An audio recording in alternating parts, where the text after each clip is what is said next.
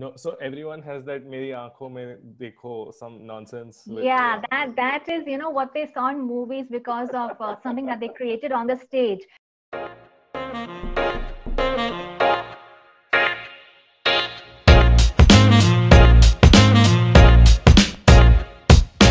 Welcome back to the channel, guys. Welcome back to Orbita. My name is Sid, and today I've got with me Natasha Vaswani, Okay. who happens to be a life coach, happens to be very prolific with dance therapy. We're going to talk to her about all of those different things. Welcome to the channel. Thank you so much for coming on. Thank you, Sudush. I want to know, first of all, what is dance therapy? How is it something that, because honestly, I love dancing. I think everyone sort of likes dancing socially or just otherwise. Let's talk about dance therapy. What is dance therapy? How does it come around? See, there are many forms of dance therapy that have been there since decades, but now it has come more into the open because now is the moment that people are willing to, delve inside and get to learn and discover about themselves, right? Right. And as I conduct these classes, emotion dance therapy classes. So basically, emotion is releasing your pent up emotions through holistic dance movements. Right. And this was incorporated in Spain because I'm originally from Spain. So I kept on, taking basically bits and pieces, doing a lot of research. There was a lot of trial and error. And then with time, I realized that dance therapy is an effective way, at least, to accept your emotions, to validate them, and to use them, to heal yourself. Right. Of course, there are many different techniques used because I'm also a life coach and a counselor. So then it's like to reprogram the mind on a subconscious level. I use a different therapy, a mental therapy, which is called CBT, cognitive behavioral therapy, Right. as well as clinical hypnosis, to rewire the brain. And then, of course, to validate our emotions and to, improve our emotional health, which is very much now in the limelight because now everyone's talking about depression and everything due to the celebrities, but it's like it's always been there. Right. And I keep on telling everyone that, these are all different aspects, different therapies, different techniques that with some clients, with some students, it might resonate, while with others, something else will resonate.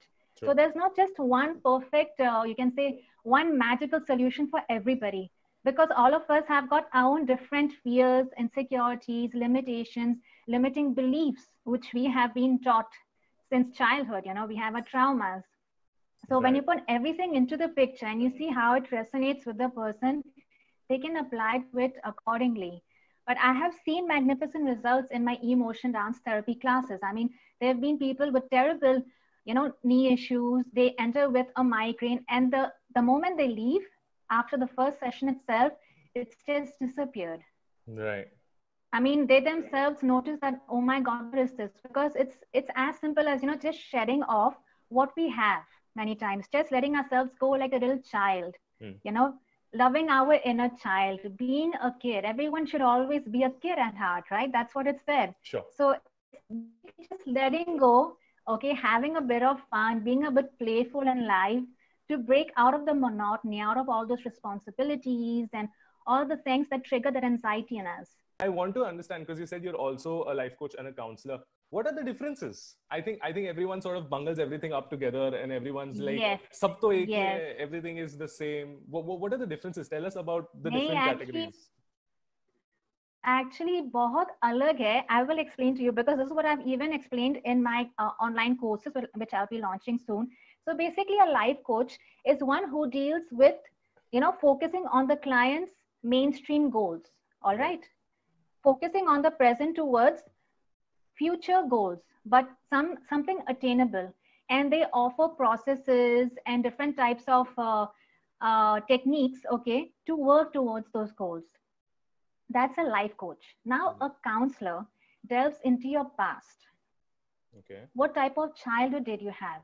Did you undergo any traumatic experiences? How were your parents? Were you brought up with any limiting beliefs which have shaped your reality of today?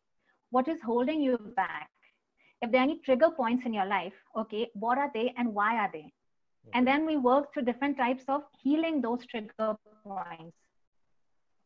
So there are many different types of techniques I use in this. I have my guided meditations, I do hypnotherapy, clinical hypnotherapy on my clients, which of course stage hypnotherapy is something that has literally screwed up the society's frame of mind, because everyone thinks that you will be the person who just take over you, and then they'll make you do all these crazy things. But that, trust me, sorry for the language, but that's all bullshit. That is literally all bullshit. I If you totally go get to a it. certified clinical hypnotherapist, right, you are actually in safe hands and you're totally in control of your mind.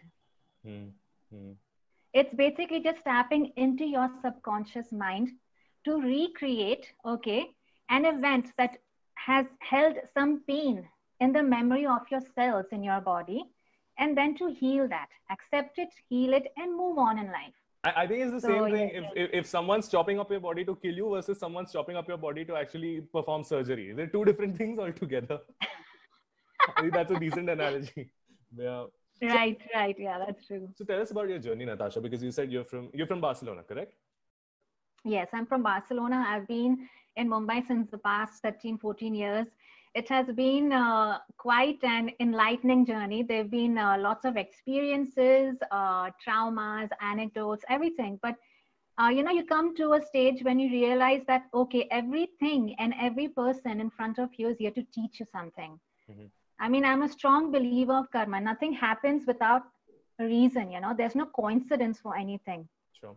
We create our reality. Our thoughts become our reality. Mm-hmm. That is actually something that might hit a person initially and say, no, what bullshit is she saying? But actually, once you get to undergo therapy and counseling, you do get to reprogram your old thought patterns, and you see the difference. Mm-hmm. You create yourself changes that change your life 360 degrees. Sure. And the So, techniques that I use, anyone can use them at home forever. right. Because I don't believe in making my clients and my students depend on me in any way. It's Mm-hmm. like I give you the skills, I give you certain tools, certain techniques, you take them, use them, see how it goes. Okay, and I know it goes well because I have used from so many of my clients and students, and I've seen magnificent results. But that's also because they are willing to create the change within them, True. you True. know because initially there's a lot of resistance also. Oh God, what's going to happen? And you see, we mentally, we are programmed that if there's something new in our lives, if there's a change, it's going to be bad, because we don't know how the outcome will turn out to be. Fear of the So unknown. what happens? Exactly. The unknown is registered as danger in Right. our cognitive mind, right? But once we realize that we have a power over what can happen in the future by creating a present with stability, and also letting go of any expectations that we have of the future, it just eases out everything. And as I said, just add a bit of playfulness to your journey. That's basically the most important thing, to stay connected with yourself, love yourself, have confidence in yourself, nurture yourself, because that radiates externally as well. Right. Right. Yeah. That makes a lot of sense. So, how did you get into, being a life coach or being How? what's your journey? Well, the thing is that I've had, as I told you, I've had lots of things, but I'll just discuss a few, Sure. Sure. okay, of the events. But for instance, I lost my father when I was quite young. So that itself was quite a traumatic experience. And then when I was 18, I was diagnosed with Hodgkin's lymphoma, 4th stage, which is a type of cancer. All right. So it's like I had to fight for my life because I was in quite a critical stage at that time. But I just had this unshakable belief that I will get through this. And the moment I get through this, I will add value to my life, and I will add value to people's lives. Because what happens, we are so programmed to believing that whatever is easy in life, we don't value it. Like, do we value our breaths? No, we don't. We breathe, right? It's an automatic thing that happens within our mind, Right. and our body. That's it. It's a part of life. But actually, the value of each breath you only get to learn and understand the moment you face death. Hmm. Hmm. True. All right. So that was another huge journey where I had to face a lot of criticism at that time, because to be honest, in the Indian society, to have or be a cancer survivor is still a stigma. Now there are lots of foundations that have come out and everything. And in fact, I'm part of Access Life India. You know, I sponsor a child there. I go and spend time with the kids there. And there's still this, people come and donate many times, but I've noticed that I go and hug them, right? Because it is like a way of connecting with them. People are reluctant. So it is this thing. And I've heard this a lot in my life, that, oh, if you're a cancer survivor, I've heard these things used on me that, oh, you're defected, or, oh, are you dying now? Really strong words which really shatter you from within. Right. So it's like why I actually became a life coach and a counselor. I tried various holistic therapies such as pranic healing, Reiki, meditation. Everything was fine, but I realized that I was still unhappy from within. I still require that boost of confidence, that reason to manifest happiness from within rather than depending on someone else to make me happy. Right. Makes a lot of sense. And then, and then what happens? It's like many times what you undergo as a child, as I told you, it keeps on manifesting in your life in some way or the other. So I experienced abandonment when my father left me at a very young age. So what happens in a girl's life? Her father's the first man, right, in her life. So he's like a role model. And if he's not there, you automatically, attract experiences where the guy is unavailable most of the times, or he does things that make, create such a situation. And that is what I kept on encountering. And that actually hindered my feminine side as well, because I had issues with that as well. So because of that, I underwent various surgeries. In fact, in 2012, I underwent fibroids surgery removal, laparoscopy. And then again, now in 2019, Jan, I underwent another one, where huge fibroids were removed, like 18 fibroids. I've written a blog on this on my website as well, and my journey through it. So what happens until we do not undergo pain, and we are not just, we don't hit rock bottom, we don't bounce back with a bang, because that's when you realize that we want to create a change, a magnificent change in our lives. That's there forever. Right. So I took this, I took that little, you can say, when I had to rest at home after my surgery and everything, I took it as a great opportunity to get to discover myself even more. Makes sense. Because obviously you can only keep yourself active mentally, because physically you have to be on bed rest and everything for 3 months. But then that's the time when you actually get to discover more things. Okay, if I have this fear, if this thing keeps on showing up in my life, what does it mean and how can I change it? If I'm not willing to change it, what is that resistance? Why is the resistance there?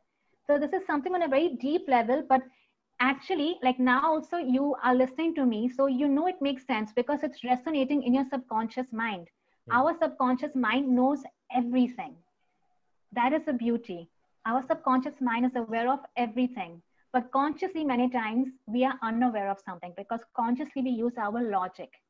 But subconsciously, we use our emotions, our intuition, our values, our principles, all of this. Right. So it's beautiful how you went through so much and you were like, that sort of motivated you to get to becoming like a life coach, right? Like you mentioned, a lot of stigma around or reluctance around seeking mental health in general, right? Like mental health for that matter.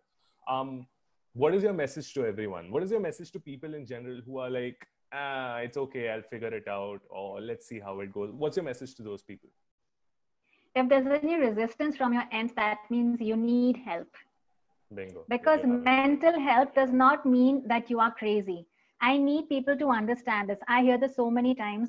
If a person requires mental help, that does not determine that he is crazy, that he's paranoid.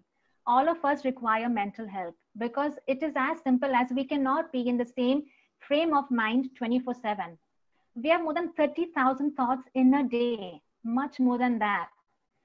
And we can't control our thoughts, but at least we can control the way we react to our thoughts. How do we do that? By acquiring some mental help or, mental assistance, support. Anyone can join my online support group, which is absolutely free. So there are many ways actually of, being part of this whole mental health thing. But you should always be willing to be open-minded. True. And that's one thing that I keep on struggling with, you know. Like, as I told you, now this whole thing about depression has become cool, and everyone is saying that, oh, I'm depressed. They're using it as a label, as a fashion label, you know, oh, I'm depressed. When it's beyond that, it's always been there. All of us encounter depression in some time of our life, you know, some area of our life, and it's perfectly fine. I keep on telling people it is okay not to be okay the whole time. That is why we are humans, right? We are not animals. What differentiates us from animals? That animals just know one thing: they have to kill to survive, to feed themselves. We are gifted with emotions. We have logic and we have emotions. So the best marriage is actually the union of our mind and our heart, where both the mind and the emotions are synchronized, you know, to create a balance in the mental and emotional health. Right. I think that's a beautiful statement. The best marriage is between mind and heart. I think that's Right. really beautiful when you put it that way. It's really awesome. Yes, yes. In fact, that is what I always keep on talking about in my podcast show also, Unfiltered Emotions Unplugged. It is the marriage, right? It is the union of the mind and the heart. And once they are united, you will see how everything just beautifully falls into place.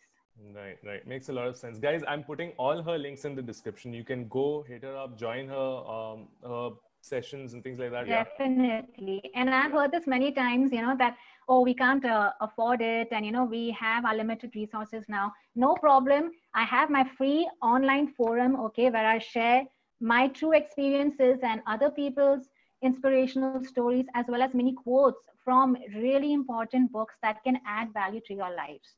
As well as I have free online sessions at least once a month. So please, if that is what's holding anyone back, it's like, you know, there is free assistance also. There is support as long as you are willing to create a change in your life. Right. That's really beautiful. Thank you so much once again, Natasha, for doing this. Thank you. Thank you. It was a pleasure talking to you. Thank you. Thank you so much. And I'm going to see you guys in the next video. Bye bye.